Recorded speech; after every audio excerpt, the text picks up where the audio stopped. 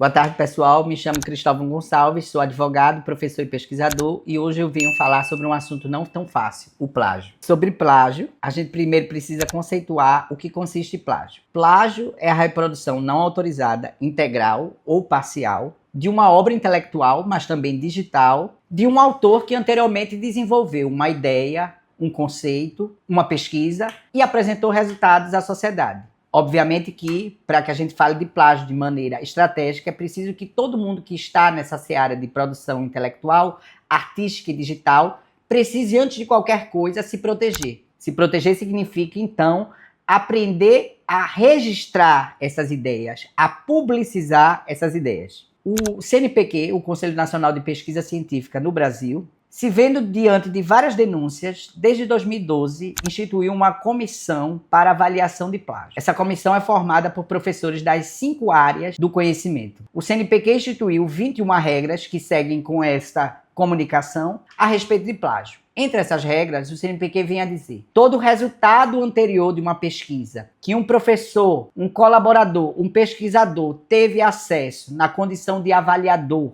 de tutor, professor, e venha a se apropriar, ainda que esse trabalho não tenha sido publicizado em artigos científicos, em revistas, em periódicos conceituados, ainda que esse trabalho não tenha sido publicizado em jornais de circulação regional ou nacional, ainda que esse trabalho não tenha sido publicado em capítulos de livro, ele se manifesta, ele se constitui, ele nasce numa literatura que a gente chama de literatura cinzenta. O que é uma literatura cinzenta? É o que basicamente é produzido nos TCCs, nas monografias, nas dissertações, nas teses de doutorado e que não ganharam outros espaços de visibilidade. Então, o plágio, para o CNPq, ocorre quando você se apropria, sobretudo com o privilégio de confiança que alguns sujeitos detêm, se apropria de ideias indevidamente. O dia que eu fui num podcast por engano, um belo dia, a minha assessoria manda um WhatsApp falando: Camila, você foi chamada para o podcast tal, tal e tal. Naquele meio de nomes, tinha um nome de um podcast grande, que eu sigo a apresentadora me segue. Eu falei: marca esse aqui da fulana. Aí a minha assessoria falou assim: tem aqui a apresentação do podcast, você não quer dar uma lida? Eu falei: não, eu conheço, eu sigo ela, eu já assisti. Marca lá, marca e bora.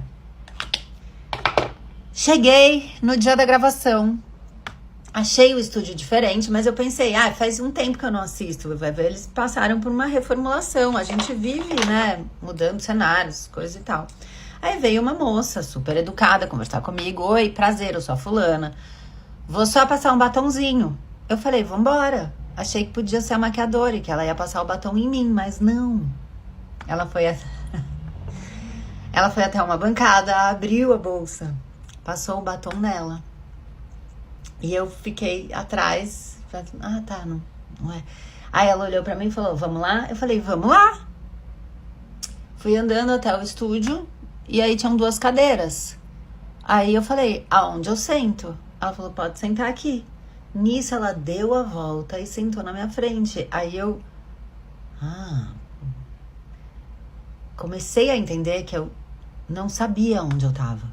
Aqui a gente tá com o nome de podcasts semelhantes que podem receber autores, jornalistas, intelectuais, enfim, produtores de conhecimento que podem ser induzidos em erro pelo não registro do nome de um podcast no INPI, o Instituto Nacional de Propriedade Intelectual. Se proteger é a primeira arma, é a prevenção para não cair numa situação muito delicada e sofrida, que é o plágio. Se eu mudar alguma das palavras do texto, ainda é plágio? Sim. O plágio não é só aquele plágio cópia. O plágio também pode ser um plágio pastiche. Quando eu estou falando de plágio pastiche, eu estou falando de um plágio escrito, mas um plágio também que se baseia em obras artísticas, tanto das artes plásticas como da reprodução audiovisual de um trabalho. O plágio pode sim se configurar, ainda que eu mude alguma estética, alguma palavra, ordens, mas a essência do produzido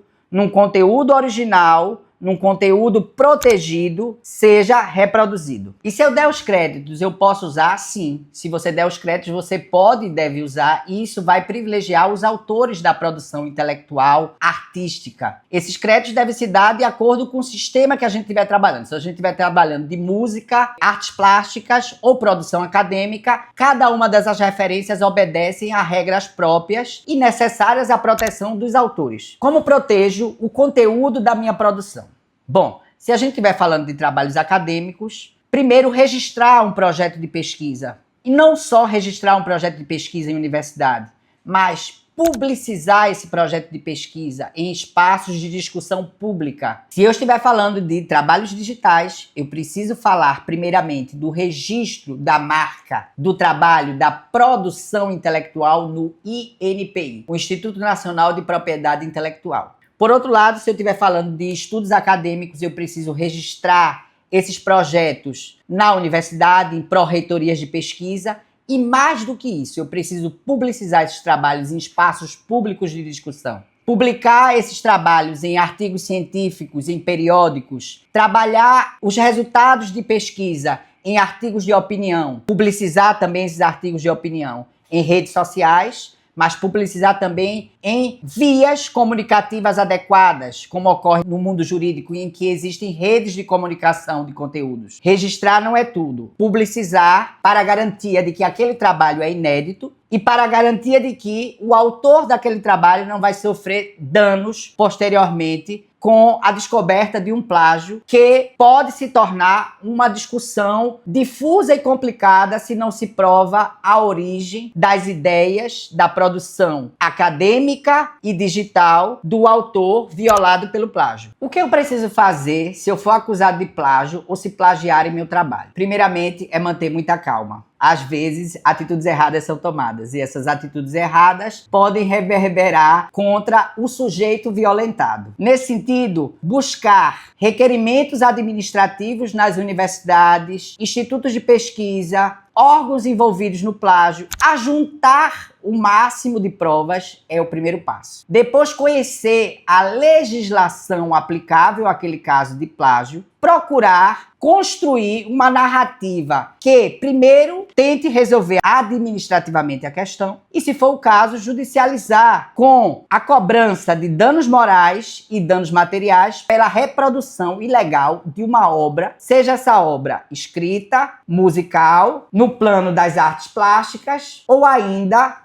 digitalmente, como estamos aqui discutindo. Então, o plágio no mundo digital sai para além das fronteiras do trabalho escrito e abarca o mundo digital fluido com suas peculiaridades. Falar sobre plágio não é fácil, mas é necessário. E eu decidi falar sobre plágio para que outras pessoas não passem por determinadas situações muito dolorosas. Eu indico a leitura da autora Débora Diniz e Ana Terra, que já, de alguma maneira, discutiram sobre plágio. Indico que, se você quiser continuar conversando sobre plágio, interaja comigo e também peça conteúdos específicos sobre a discussão de plágio.